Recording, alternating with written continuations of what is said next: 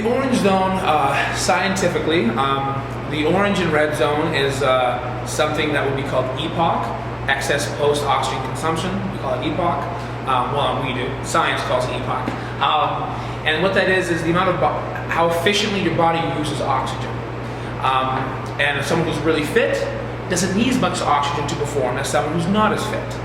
And so when your body gets into 83% of your max heart rate or more, which is the orange zone, and our red zone is 93% or more, you get into that EPOC state where your body's using as much oxygen as it can get. And scientifically, if you're in the zone for 12 or more minutes, you're going to be burning calories for the next 36 hours because your body's has been working so hard to get in oxygen. After the workout, it's going to stay thinking that we need to bring in as much oxygen as possible.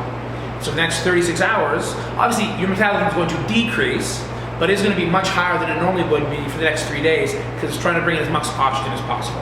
The heart rate monitors, a couple reasons we are. Number one, it lets yourself and myself see if you're actually working hard. There's days where you may think you're working hard or you're not. There's days where you think you're not doing great, but you are. Maybe it's your second or third workout that week. Maybe you get a lot of sleep and you feel like you're kind of dogging it. Well, maybe this shows, look, you are working hard. You're not feeling it today, but you are. So it's kind of an uplifting thing. That day, it's something to show that you're not really slacking off. You have an off day, you're still working hard, right? Another thing is we watch for people who are like new to the gym or new to fitness.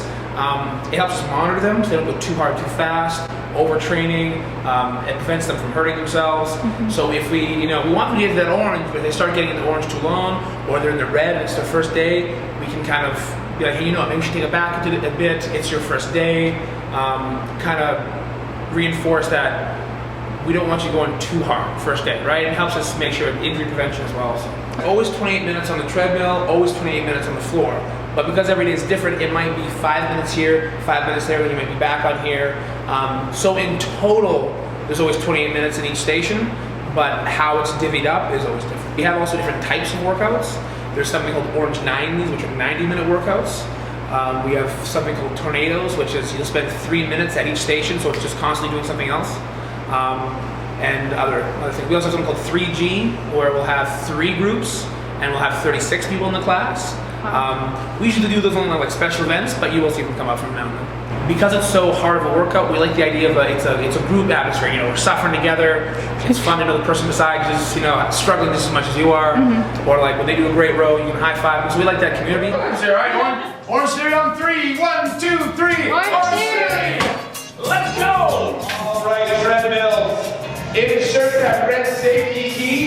Hit the start button. Set your incline on the left to 1%. And your speed on the right is 3 to 4 miles an hour. Just a walking warm-up to get the body going.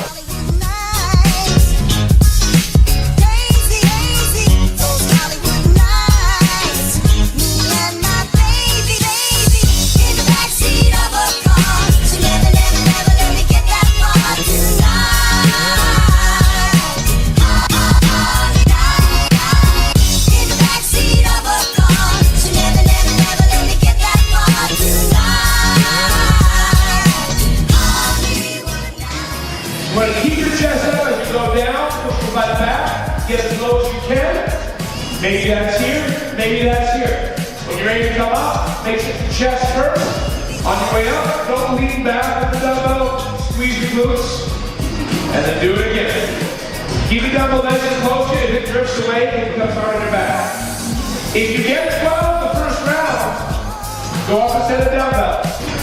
You're going to walk towards the wall, bring your hips up. Alright, and on your tail, leave it even more extreme. The more close you get, the harder it'll be. Keep your elbows by your sides. Roll, and then down. Keep those hips up, don't let it sit. Right underneath our shoulder. We can do it here. Balance is more of an issue, but it's not to the top of that core. Or we can do it on our forearms. It's going to make it tougher on the forearm by allowing your balance. We can also do it on that knee as well. Alright? Hands inside our head. Getting the elbow as close to our knee as you can. Making sure we're extending that leg each time.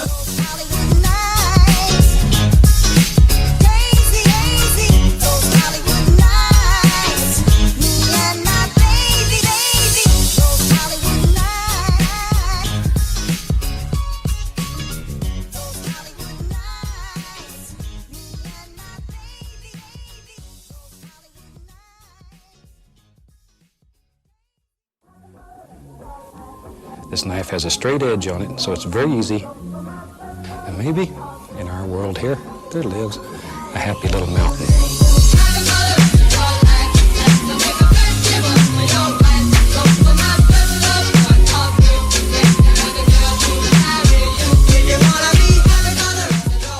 Keep our hips low, get the speed with your legs. As little as possible.